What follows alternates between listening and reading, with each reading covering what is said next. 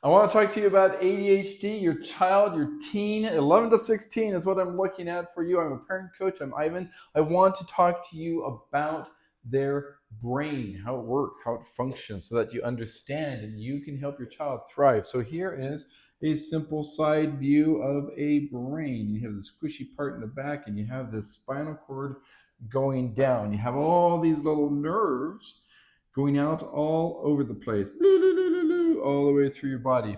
So this is a side view. Okay, we're looking at like this. Here I am. Here is this lobe. Here's the front. And we need to understand that deep inside there's this box. Now, to understand the brain, really what you're looking at is, here's my fist. We're going to flip the brain the other way. Oh, we'll keep it this way. Here's my fist is the inside of my brain. This then is the spinal cord, and I'm going to put my other hand on top. This is the brain. This is the squishy part that we think of as, oh, hey, this is my stress ball. Hey, this is my jello mold, whatever it is. Okay, that's this hand. We're going to pull that off. So we're looking deep, deep inside the brain. And this is where all this information from our world comes up. And we're talking about ADHD here. So we're talking about everything that they can see, the way that they move, the sounds, taste, all of that.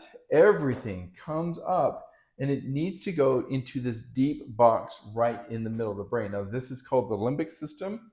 Inside here, there is a spot that, if you want to get fancy, it's called the thalamus. It's like the bus terminal, and all this information goes in there, and it needs to be sorted out so that it can go out to the other areas of the brain to make sense and be able to function. Okay? Now, understanding that, you will see your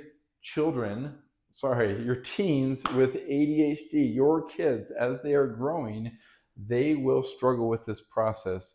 And sometimes they may get overwhelmed, and sometimes they may seem really wound up. And you need to understand that this part of the brain is processing information, or trying to process information. But in the ADHD brain, that information can be a lot to deal with. Now, here is one way to think about it. And many times, this is what is going on.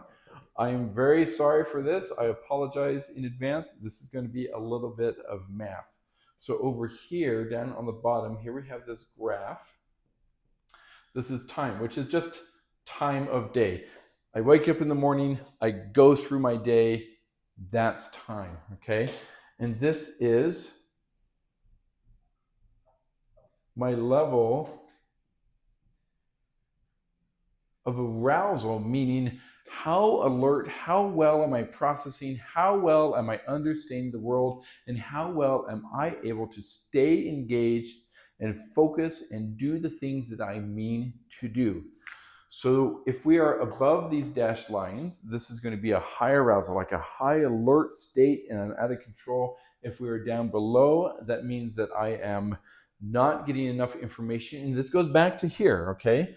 So this down here, I'm not getting that information there, so I'm not able to process well. If it's up here, it's like, oh my goodness, I've got too much information.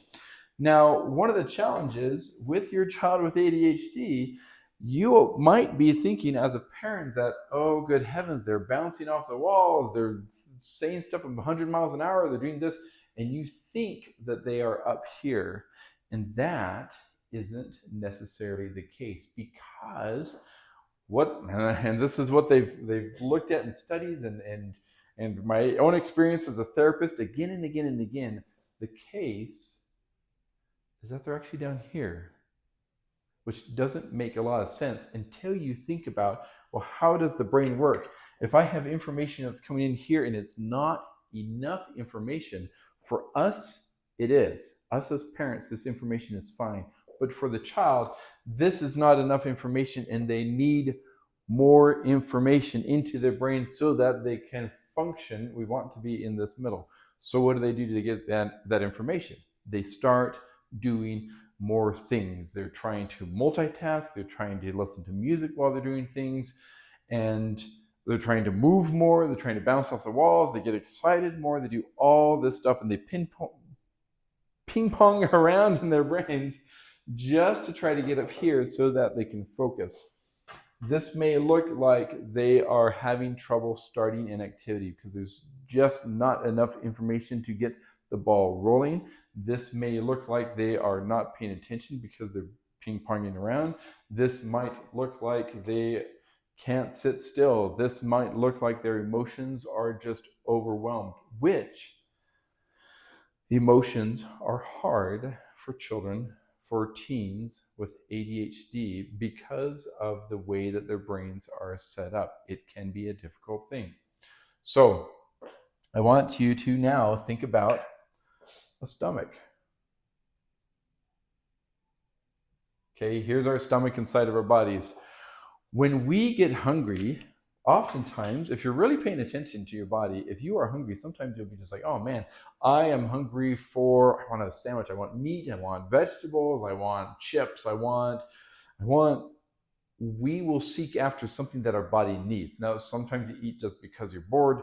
That's a different issue. I'm talking when you are hungry and you can be just like, oh man, but I really feel like, If you think back to when you're pregnant with your child, if you're a lady and you've had kids, think back to those cravings that pregnant ladies often will get. That's an accentuation of, everybody can have these cravings, but those become very, very pinpointed and precise. And that sort of drive, I need this right now. That is what my body's craving.